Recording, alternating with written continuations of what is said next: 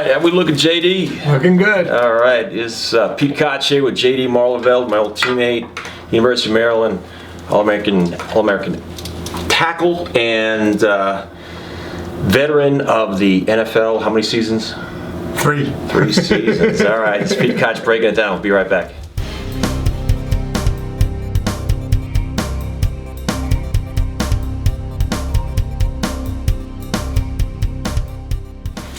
Two big pairs of shoulders. Yeah. Hey guys, Pete Koch here with JD Maarleveld. You know the man, you've heard the name, probably remember your 1980s NFL football. Teammate of mine at the University of Maryland, part of the infamous famous 1985 Beef Brothers, which was an offensive line. I wasn't really part of that team. My last year was 84, but that was the 85 team that was on the cover of all kinds of magazines. Sport magazine, Sports Illustrated. We were in, I was on the cover of Sport with our running back Rick Badonic, and then the Beef Brothers were in Sports Illustrated. We were ranked, I think, in the top 10. So this was considered the biggest, awesomest offensive line in college football in 1985. University of Maryland was a preseason ranked very high. We were ranked number 1 in a couple of polls, and which was taking everybody by surprise. And this offensive line, and you were anchoring the tackle on one side. What was your height weight that time? I played at 6'6". I was about 315 my senior year. And so in the average height weight of that offensive line, the Beef Brothers? I think we were the biggest team in the offensive line in the country, and I think we were about 290, 293, something like that. 293. So pedestrian by today's standards. Yes, right? Undersized by today's standards. But you got to think, hey, this is 1985. Yes. So, but let's go back. I'd like the people. You have an amazing story, JD, and I'd like to share with people some of that story. This much I know, and I'll tee it up this way. When I was on the team in I think it was '82, and the coaches say, "Hey, we got this new guy. He's going to be on the team. You need to welcome him. He's gonna, in short time, he's going to be our starting tackle." And he's a mountain of a man and an incredible football player, one of the most highly recruited kids in the nation in 1980, coming out of high school. And that was JD. And he went to but he chose Notre Dame. But Yeah. You're from New Jersey. From New Jersey. Chose Notre Dame. He could have gone heavily recruited. Could have gone about anywhere. Pretty much everywhere I could have. Choose Notre Dame. And what happened there that changed things? I think it's an amazing story. Well, came home, was very sick at a friend's house, and started vomiting. Took me to the hospital. They took a chest X-ray to thought I had pneumonia, and they found a grapefruit-sized mass in my chest. Turned out to be cancer. Went through radiation, like 35 radiation treatments, and 30 chemotherapy treatments, and just kept trying to work out during that time and as much as I could, and was lucky enough to hook up with Coach Ross and Coach Friedge at the University of Maryland, and they offered me a scholarship. Because Notre Dame had given up on you. Yes, they gave my scholarship to, I think it was an all-pro place kicker, John Carney from the San Diego Chargers. Later on, the Chargers. Yeah. But but correct me if this part of the story is, you're welcome to stay here at Notre Dame and finish out your degree. We'll honor the scholarship, which they needed. They were obligated by the NCAA to do that. And except you're just not going to play football for us. And you said, as you got better and you recovered from cancer, you said, I think I can play. I want to play. And they said, no. I wanted my life back, and that was part of my life, was being a football player. Big part of it. So. So you in a sense you went through a mini recruitment at that point in your life. I got, what schools did you consider? I took a recruiting trip to Maryland, Pittsburgh, Boston College. Those were the 3 schools. And when I met Coach Ross, there was no reason to go anywhere else. He was class act, great man. So at that time, Bobby Ross was head coach at University of Maryland, who had come from the Kansas City Chiefs and was their running backs and special teams coach there, and took Maryland to greater heights than they had experienced before. And in '85, we were the ACC champions. And that was my senior year, and I was captain of that football team. And then Tragically, the University of Maryland is unable to come to agreement when Bobby Ross's contract ran out. He leaves, Yes. goes to Georgia Tech, and 2 years later, 2 years later. they're national champions. Yeah, great coach. I should have been in Maryland. I could have been. Could have been. And then Bobby Ross later on goes on to the Kansas City, the San Diego Chargers, Yes. which is an organization that's struggled since the 70s and for a long, long time, but takes them to the Super Bowl.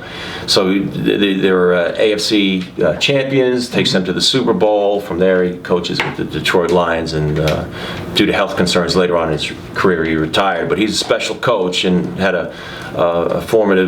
played a formative role in me as a person, as a man, as a football player. I think he did that for all of us. I mean, he knew everybody's name from the walk-on to the starting quarterback. He knew everybody's name, treated everybody equal, and was straight and honest with everybody. That's all.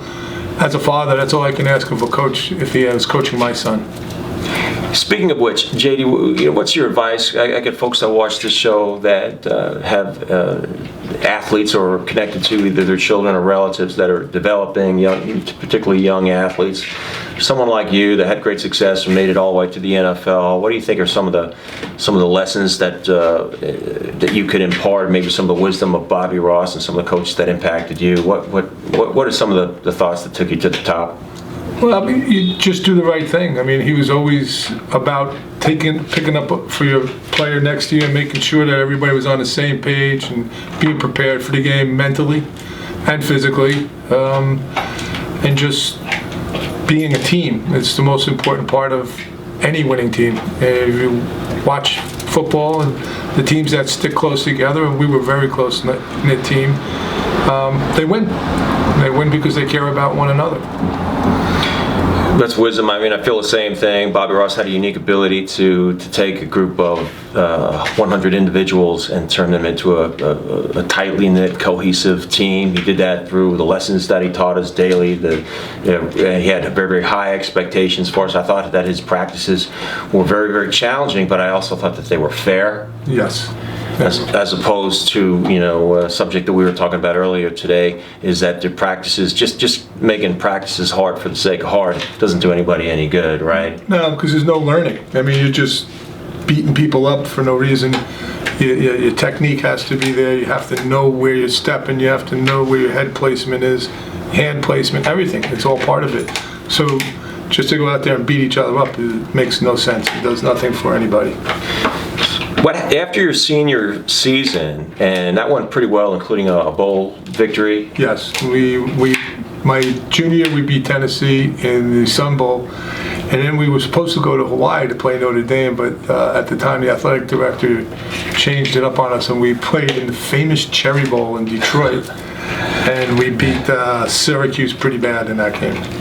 So from then on, you got your sights on the NFL. What was that experience like between the end of your college career and then when the NFL draft? Well, it was difficult because again, the cancer of my past raised its ugly head. And I had to go through all kinds of tests, send them all out. I was the consensus All-American. I was ranked to go in the first couple of rounds, and teams were afraid. They don't want to give you that kind of money if you're in damaged goods. So I slipped down the fourth round, and draft day was a tough day. It wasn't the hardest day of my life, but it was a tough day. So that fourth round selection ends up being the Tampa Bay Buccaneers, which can be slightly discouraging, right? Because it was a team that was unsuccessful. Just floundering and firing coaches every year, bringing in new position coaches during the year. It was just, it was a very bad organization at the time. It's since changed, but back then it was just not a fun place to be. Yeah. So, but nonetheless, you got to show up, right? So how did things go for you there? It went well. I mean, I was an all-rookie offensive tackle, my rookie season, obviously. The next year we played and we were fine. And then the next year after that, I signed a different kind of contract. I only had a 2-year deal because of my illness. Wanted to prove that I belonged and should have gotten drafted higher, so I opted for a shorter contract. And then as a free agent, I wound up going over to Houston Oilers, which was for 1 year, hurt my back, and that was it. So. Hey, it goes that way sometimes. I feel that. Yes. I feel that. Overall, the experience, the take-home message from your years in the NFL, positive, negative, some mixed? Well, I mean, I think from a little kid, when you pick up a football, a baseball, a basketball, at one point you're pretending to be, Dr. J, showing my age,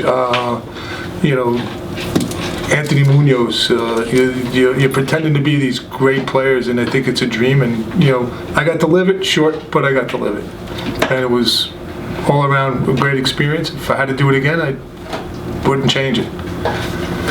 JD Maarleveld, and I want to kind of summarize things this way, and I think this is why this was so important to me to have an opportunity to sit down and talk to JD after all these years. Kind of reconnected. He's out here in LA. He's a New Jersey guy, but we're connecting here, and he's always inspired me from the moment that I met him and heard his story when he came to the University of Maryland and he transferred there. So it's such a compelling story because nearly every kid in the country, that was playing high school football aspired to play at Notre Dame. So if it wasn't Notre Dame, it was probably USC or Ohio State, maybe Michigan, maybe Florida State, but that was one of the elite schools for sure. And he gets himself there to Notre Dame, and he gets sick, something that's beyond his control, and then recovers, and then the head coach and the athletic department decide that you can't play here anymore. You can be a student, that's fine, but you can't play here anymore. And I can only imagine a sort of resolve, right, that built up in you. Well, yeah, it was anger, it was resolve. I wanted my life back. So, I never stopped lifting through the chemo, radiation.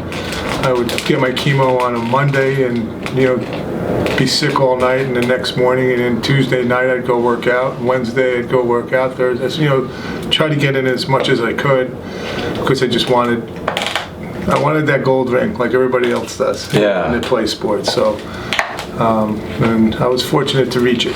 It's a great story. It's a story of redemption. It's a story of overcoming the no greater obstacle than one's own personal health.